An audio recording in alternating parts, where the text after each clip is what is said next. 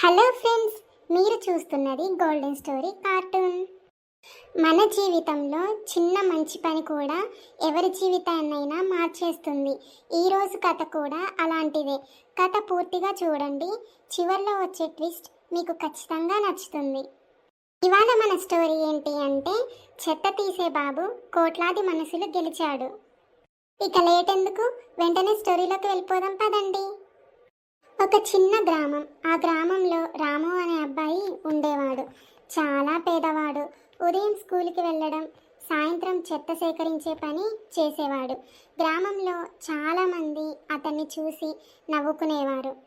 ఒరేయ్, అదిగోరా చెత్త ఏరుకునేవాడు వచ్చాడు. ఒరే చెత్తోడా, ఎటెళ్తున్నావురా? ఇవాళ చెత్తేరే పని లేదా? వాళ్ళు ఎంత అవమానించినా రాము మాత్రం ఎప్పుడూ నవ్వుతూనే ఉండేవాడు. అమ్మ, ఇప్పుడు ఎలా ఉంది? నాకేం పర్లేదులే నాయనా, నువ్వు జాగ్రత్తగా ఉండు, నా కోసం బాధపడకు.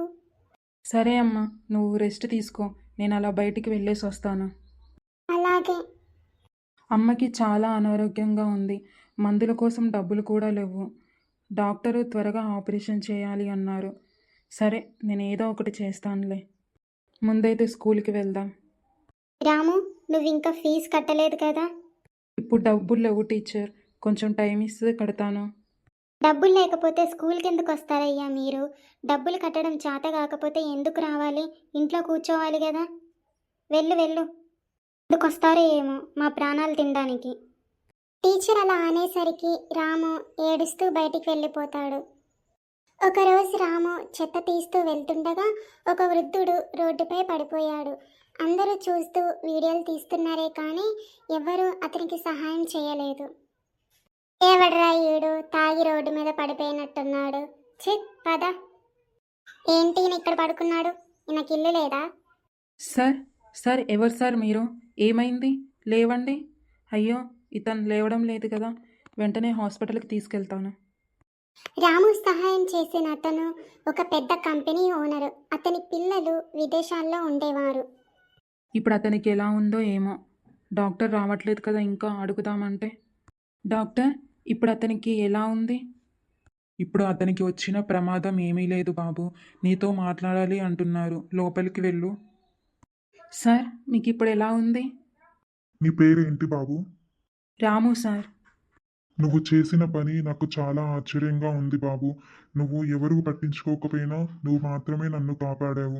నీకేం కావాలి బాబు? అడుగు. సార్, నాకేమీ వద్దు సార్. మా అమ్మ బాగుంటే చాలు నాకు. ఏమైంది బాబు? చెప్పు. మీ అమ్మగారికి ఏమైంది? ఆ ప్రాబ్లం నేను సాల్వ్ చేస్తాను, చెప్పు. మా అమ్మగారికి ఆరోగ్యం బాగాలేదు సార్. డాక్టర్లు వెంటనే ఆపరేషన్ చేయాలి అన్నారు. సరే రాము, నేను చూసుకుంటాను, ఓకేనా? కొన్ని రోజుల తర్వాత గ్రామానికి పెద్ద కార్లు వచ్చాయి. అందరూ ఆశ్చర్యపోయారు. అతను రాము ఇంటి ముందు నిలబడి ఇలా చెప్పాడు, ఈ గ్రామంలో నిజమైన మనిషి రాము. ఊళ్ళో వాళ్ళందరూ రాముని చూసి ఆశ్చర్యపోయారు. రాము, మీ అమ్మగారికి కావలసిన ఆపరేషన్ డబ్బులు మొత్తం నేనే ఇస్తాను. వెంటనే ఆపరేషన్ చేయించు. ఇక నుండి నువ్వు స్కూల్కి కూడా వెళ్ళొచ్చు. ఆ బాధ్యత కూడా నాదే. ఇప్పటి వరకు నవ్విన వాళ్ళందరూ సిగ్గుపడ్డారు రాముని చూసి. చాలా థ్యాంక్ యూ సార్, నాకు ఇంత పెద్ద సహాయం చేసినందుకు. అలాగే రాము, నీకు ఎలాంటి సహాయం కావాలి అన్నా నేనున్నాను, నాకు చెప్పు, సరేనా? ఇక నేను వెళ్తాను.